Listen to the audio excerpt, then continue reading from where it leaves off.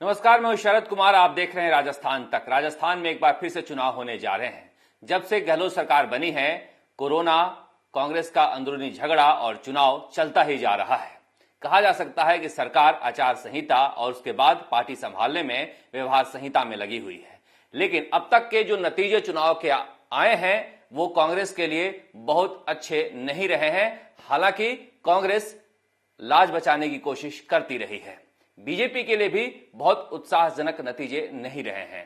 अगर निकायों की बात करें तो 50 निकाय के चुनाव अब तक हो चुके हैं, जिनमें कांग्रेस जीत का दावा तो कर रही है, मगर वोटों का अंतर देखें तो 2888 है। जबकि विपक्ष में रहते हुए सचिन पायलट जब प्रदेश अध्यक्ष थे तो इससे कहीं ज्यादा बेहतर प्रदर्शन कांग्रेस ने किया था। अब कांग्रेस इस बात को लेकर खुश हो रही है कि बीजेपी का जनाधार शहरों में ज्यादा था, कम हो गया है। यही कहा जा सकता है कि अपनी दीवार गिरने से ज्यादा खुशी पड़ोसी की बकरी मरने पर हो रही है। कांग्रेस को ऐसी हालत है। अब 90 निकाय के चुनाव है, जिसमें अजमेर नगर निगम के भी चुनाव हैं। वहां पर स्वास्थ्य मंत्री रघु शर्मा की प्रतिष्ठा दांव पर लगी रहेगी। हालांकि सचिन पायलट वहां से एक बार चुनाव लड़ चुके हैं, इसलिए रघु शर्मा बार बार कहते हैं कि सचिन पायलट का भी तो वह इलाका है।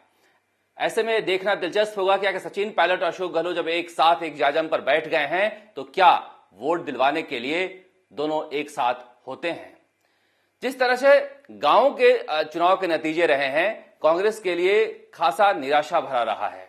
गांवों में कम से कम जिस तरह से किसान आंदोलन चल रहे हैं या फिर महंगाई की समस्याएं हैं, कई समस्याओं को लेकर कांग्रेस जन आंदोलन करती रही है, उसके बावजूद बीजेपी का प्रदर्शन गांव में कांग्रेस के से बेहतर रहा है। ऐसे में अब कांग्रेस के लिए एक बड़ा मौका है कि शहरों में जो 90 निकाय के चुनाव हो रहे हैं उनमें अच्छा प्रदर्शन करे। यह भी कहा जा सकता है कि मुख्यमंत्री अशोक गहलोत के लिए आखिरी मौका है। इसीलिए उन्होंने चुनाव की घोषणा करवाने से पहले अपने विधायकों को अपने घर भोज पर बुलाया था। इसीलिए उन्होंने बगल की कुर्सी पर सचिन पायलट को बिठाया था, क्योंकि उन्हें पता है कि जिस तरह से गांव में झटका लगा है, कहीं ना कहीं सचिन पायलट की वजह से लगा है। और निकायों में बहुत अच्छा प्रदर्शन नहीं हुआ है तो सचिन पायलट की वजह से नहीं हुआ है, क्योंकि इस तरह से अगर आपस में झगड़ा रहेगा तो सचिन पायलट के अच्छे खासे फॉलोअर हैं, वो मन से नहीं जुड़ेंगे। हालांकि सचिन पायलट के जो 7 विधायक गए थे, चाहे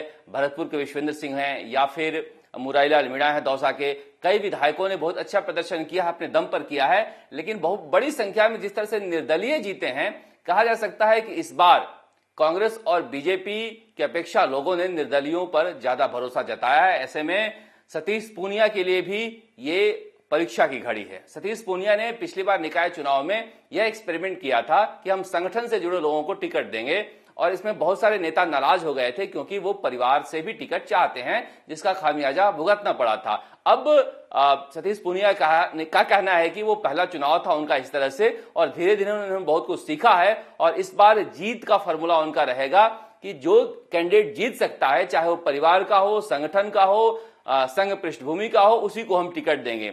यानी इस बार बीजेपी पूरी तरह से जिताऊ फॉर्मूले पर जाएगी, क्योंकि उसे लगता है कि अशोक गहलोत को आईना दिखाने का ये आखिरी मौका है।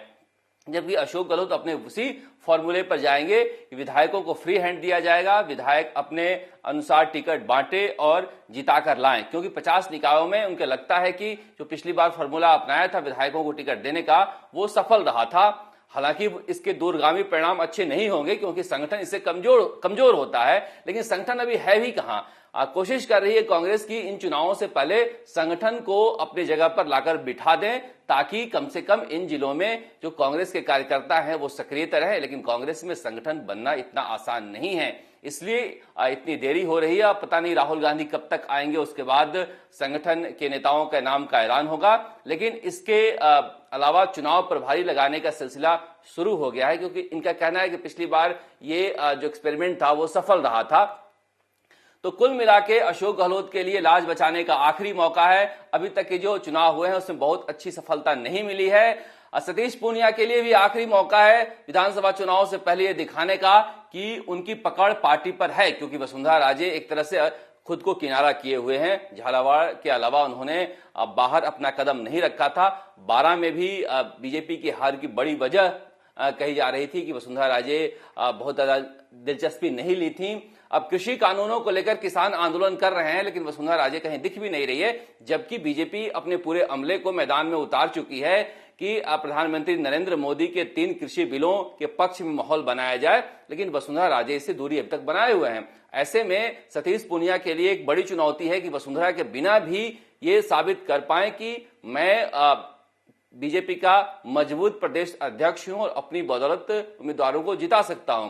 इसलिए कहा जा सकता है कि राजस्थान में एक बार फिर से वही स्थिति आ गई है। 20 जिलों में चुनाव हो रहे हैं, तो एक तरह से कहा जा सकता है कि ये विधानसभा चुनाव के पहले का एक मिनी चुनाव है, जिसमें 2 साल का मूड का पता चलेगा कि सरकार के पक्ष में कितने लोग हैं, सरकार के खिलाफ कितने लोग हैं, बीजेपी की कार्यशैली से कितने लोग खुश हैं। अगर निर्दलीय जिस तरह से गांव में चुनाव हुआ निर्दलीय जीते हैं, अगर इस तरह से निर्दलीय जीतते हैं तो दोनों पार्टियों के लिए भी एक बड़ी चुनौती होगी कि जनता में किस तरह से साख बनाएं। नमस्कार।